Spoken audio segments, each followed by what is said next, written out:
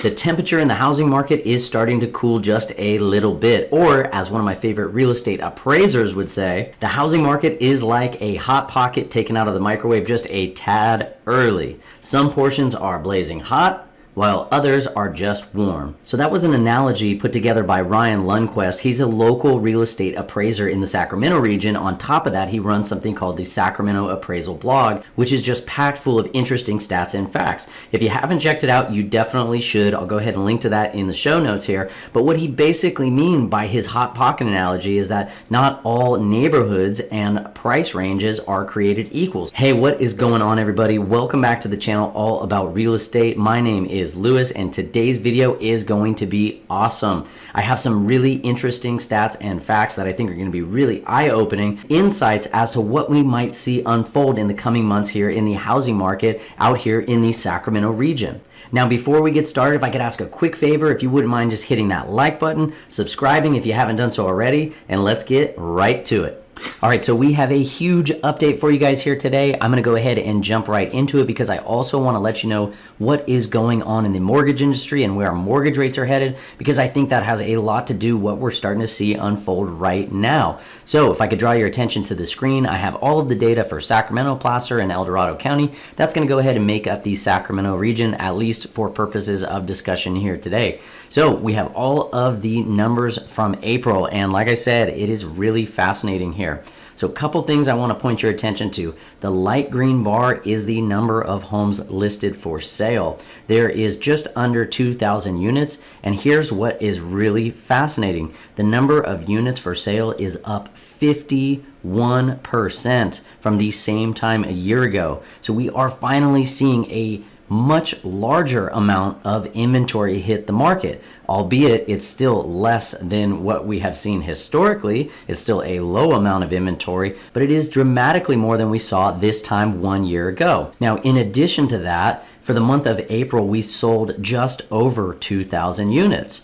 Now, what's interesting here, that is a relatively normal sales volume or sales activity. However, if you go back 1 year, the number of sold homes or sold units is actually down about 15.1%. So actual sales activity from a year ago slowed down just a little bit. And then what I thought was really fascinating is this red line is an indication of the units put under contract. We saw 2,100 units put under contract for the month of April. And if you go back a year ago, that is actually down 13.9%. But one thing that I thought was pretty fascinating is if you look from March of last year going into April, the sales activity, or at least pending sales, went down slightly.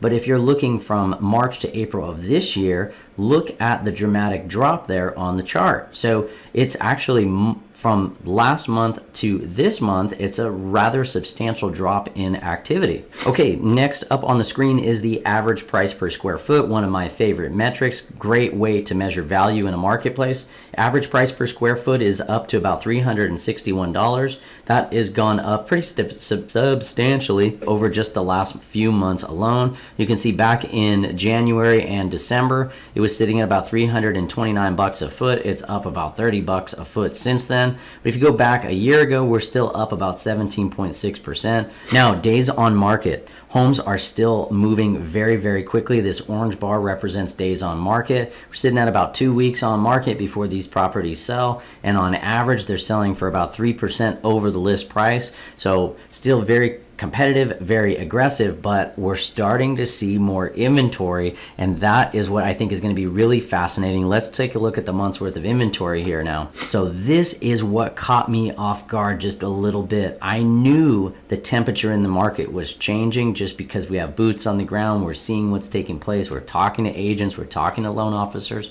But one thing that I was not expecting was a jump from about a half a month worth of inventory up to a full month.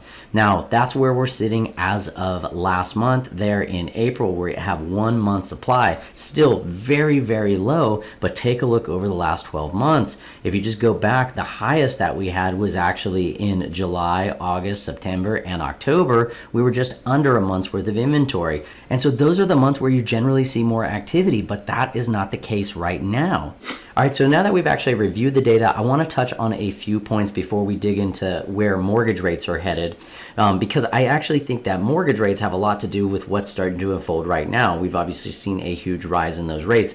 We'll touch on more on that here in just a second, but a couple things that I think are unfolding in the housing market. One is there are more sellers that maybe were thinking about selling, and this is something I was trying to kind of think through myself, or do a little thought experiment and work through the psychology of a seller. One of the things that kept coming to mind is that maybe somebody who was waiting the market out, trying to see if their home would be worth more in 3, 6, 12 months from now, or maybe they have been thinking about relocating, they want to retire, they want to move out of state or something like that. What would cause them to want to list their property and actually sell that home a little sooner than they were even expecting?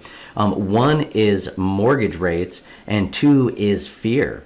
And so I was thinking through this a little bit, and we're starting to see all these huge headlines in the news. A lot has to do with the stock market starting to take some major blows. Another is mortgage rates are on the move. And so I think this is doing two things.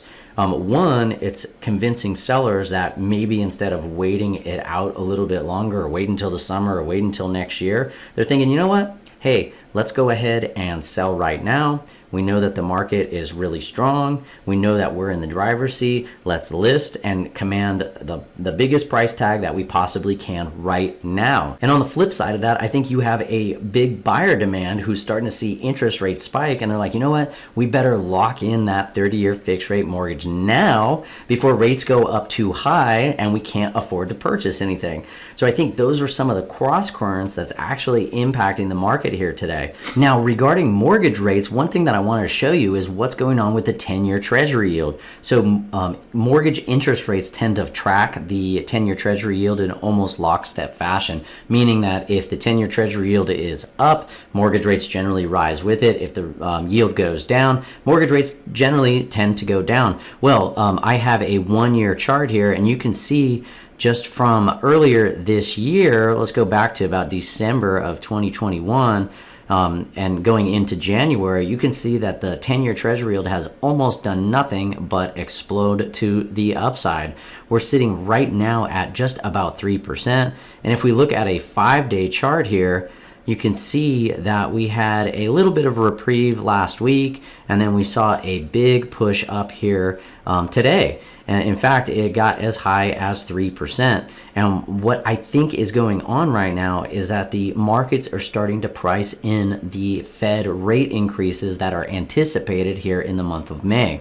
Now let's take a look at mortgage rates. I did a quick Google search. If you look in California, you have a $500,000 loan, 20% down, excellent credit. The average 30-year fixed rate there is sitting at about 5.6%, with a 15-year fixed mortgage at 4.8 and a 10-6 adjustable rate mortgage at 5.7. When you're looking at these numbers, I have no idea why you would take an adjustable rate mortgage there. I'd go for the 30-year fixed all day long in that case, but that's just me. But that increase in mortgage rates has actually decreased the buyer's purchasing power by about 25-30% just from the beginning of the year alone. Anyway, that is what we are seeing here in the Sacramento region. We're seeing more inventory come online, which is a good thing. It is a nice reprieve for buyers who are actively shopping in this market. Gives them a little bit more opportunity. They can take their time. They can be a little bit more selective. But on the downside, with the increase in the mortgage rates, it's going to cost more to own those properties. And so far, we really haven't seen prices come down. What do you think is going on in the marketplace? Do you think this rise in interest rates is enough to make the market slow down, maybe even values come down a little bit? Or do you think it's just going to present some more inventory and it'll be met with nice buyer demand, and more people will get the opportunity to purchase rather than maybe making 5, 6, 7 offers on one property and having to compete against all these aggressive price points and terms? It'll cool a little bit and maybe make it so that we see like a more even, balanced market. Anyway, that's all I have for you here today. If you found any value in this video at all, please consider liking and subscribing. We'll see you next time.